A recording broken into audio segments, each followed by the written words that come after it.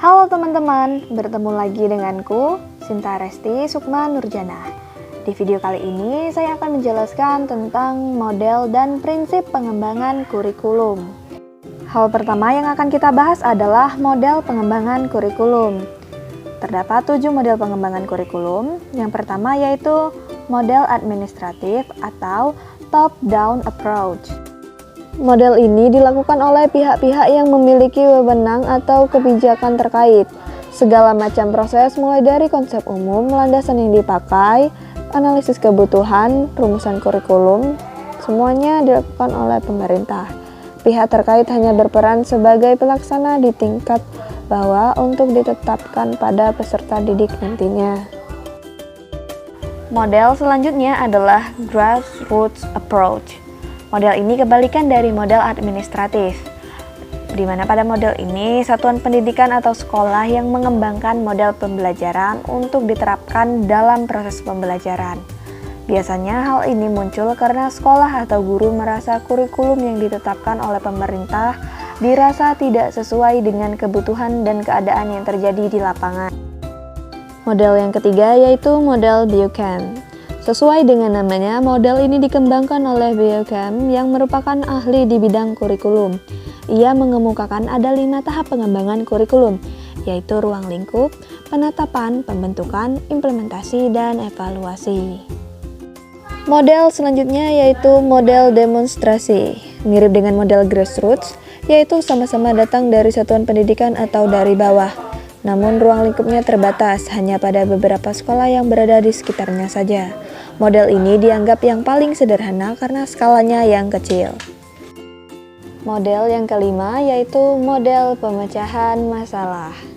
Model ini melibatkan seluruh pihak untuk sama-sama terlibat, yaitu peserta didik, wali murid, dan pihak sekolah sendiri. Melibatkan wali murid secara tidak langsung dapat membantu memecahkan permasalahan yang ada di masyarakat, karena orang wali murid merupakan bagian dari masyarakat. Model yang keenam yaitu model Rogers, merupakan buah hasil pemikiran dari Carl Rogers, seorang ahli psikologi. Rogers mengemukakan ada 4 tahap pengembangan kurikulum, yaitu pembentukan tim, menguraikan masalah, melibatkan masyarakat, dan mengadakan pertemuan. Model yang ketujuh yaitu model tabah terbalik atau disebut juga dengan tabah inverted. Tabah mengenalkan metode pengembangan yang diawali dengan pencarian data dan percobaan teori-teori yang ada, kemudian diimplementasikan. Hal tersebut bertujuan untuk mencocokkan teori yang selama ini digunakan dengan praktik di lapangan. Selanjutnya yang akan kita bahas adalah prinsip pengembangan kurikulum. Yang pertama yaitu relevansi. Secara internal, kurikulum memiliki relevansi antara komponen kurikulum atau tujuan, bahan, strategi, organisasi, dan evaluasi.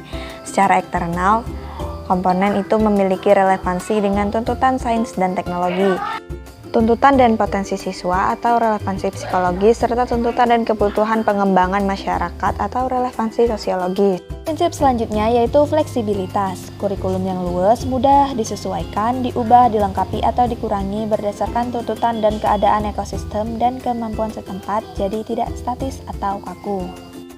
Prinsip selanjutnya yaitu kontinuitas. Kurikulum dirancang secara berkesinambungan, artinya bagian-bagian, aspek-aspek, materi pembelajaran, dan bahan kajian disusun secara berurutan, tidak terlepas-lepas, melainkan satu sama lain memiliki hubungan fungsional yang bermakna, sesuai dengan jenjang pendidikan, struktur dalam satuan pendidikan, tingkat perkembangan siswa.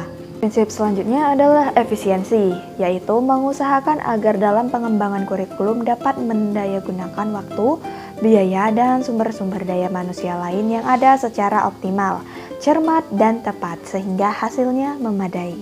Prinsip yang terakhir yaitu efektivitas. Efektivitas berkenaan dengan keberhasilan pelaksanaan kurikulum, baik secara kuantitas maupun kualitasnya. Kurikulum merupakan penjabaran dari perencanaan pendidikan dari kebijakan-kebijakan pemerintah. Dalam pengembangannya harus diperhatikan kaitan antara aspek utama kurikulum yaitu tujuan, isi, pengalaman belajar, serta penilaian dengan kebijakan sistem pemerintahan dalam bidang pendidikan. Nah, itulah tadi pembahasan mengenai model dan prinsip pengembangan kurikulum. Mohon maaf apabila terdapat kesalahan dalam penyampaian materinya. Saya akhiri. Wassalamualaikum warahmatullahi wabarakatuh.